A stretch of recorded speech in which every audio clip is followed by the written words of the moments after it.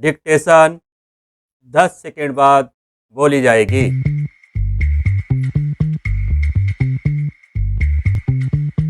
5 second. Ready, start. Supreme court ने शिवसेना और राष्ट्रवादी Congress party के नेतृत्व से अलग हुए विधायकों को अयोग्य ठहराने की मांग वाली याचिकाओं पर फैसला करने के वास्ते महाराष्ट्र विधानसभा के अध्यक्ष के लिए समय सीमा निर्धारित कर दी है। यह एक स्वागत योग्य न्यायिक निर्देश का प्रतीक है। लंबा अनुभव यह दिखाता है कि अयोग्यता के मामले में विधानसभा अध्यक्ष या तो बहुत ज़्यादा मुस्तैदी या फिर निष्क्रिय उदासीनता के साथ पेश आते हैं, जो उनकी राजनीतिक संबद्धता पर निर्भर करता है। तटस्थ रहने और संविधान की 10वीं अनुसूची दल बदल विरोधी कानून से उपजे सवालों से निपटने में तात्कालिकता की भावना प्रदर्शित करने के अपने फर्ज की समय समय पर याद दिलाए जाने के बावजूद पीठासीन अधिकारी अपनी राजनीतिक वफादारी और अपने संवैधानिक फर्ज के ऊपर रखते नजर आते हैं।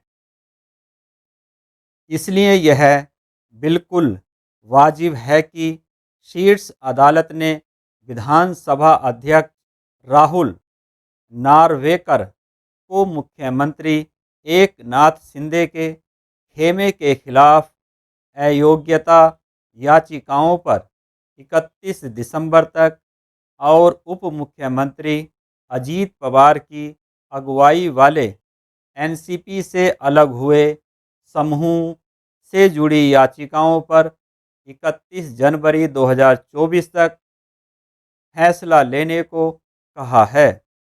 ये निर्देश संविधान पीठ के 11 मई 2023 के उस फैसले का स्वाभाविक अनुसरण है जिसमें अयोग्यता के विषय पर विधानसभा अध्यक्ष से एक उचित अवधि के भीतर निर्णय करने को कहा गया था।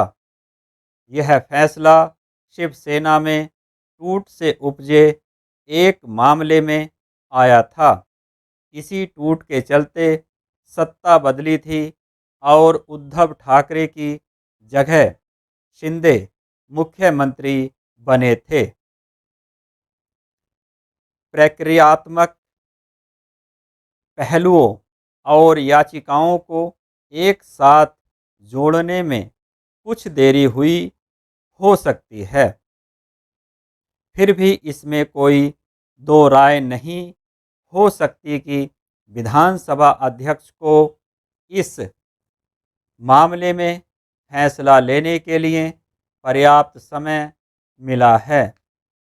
सितंबर में इससे पहले के एक आदेश में अदालत ने टिप्पणी की थी कि उसे उम्मीद है कि विधानसभा अध्यक्ष उसके निर्देशों के प्रति सम्मान दिखाएंगे, खासकर जब वह 10वीं अनुसूची के तहत एक न्यायाधिकरण की तरह काम कर रहे हैं।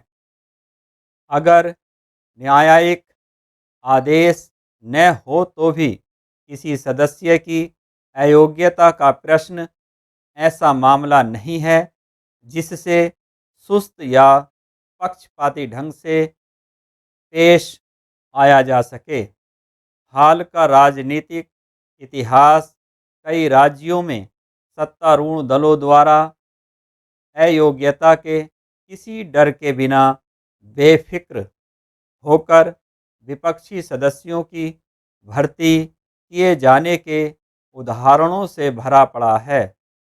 क्योंकि वे जानते हैं कि मित्रतापूर्ण विधानसभा अध्यक्ष उन्हें अयोग्य नहीं ठहराएंगे। कर्नाटक के अयोग्यता मामले में अपने फैसले के आखिर में अदालत ने टिप्पणी की थी कि तटस्थ होने के अपने संवैधानिक फर्ज के खिलाफ काम करने की प्रवृत्ति विधानसभा अध्यक्षों में बढ़ रही है।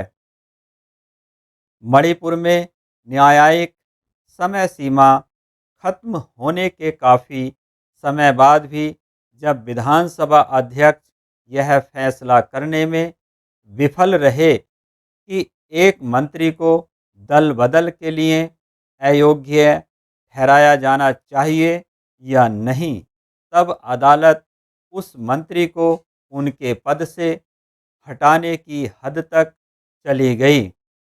जब तक अयोग्यता के विषयों पर फैसला करने का अधिकार स्पीकर के पास है, तब तक दल बदल के मामलों को राजनीतिक जंजाल से मुक्त करना कठिन होगा।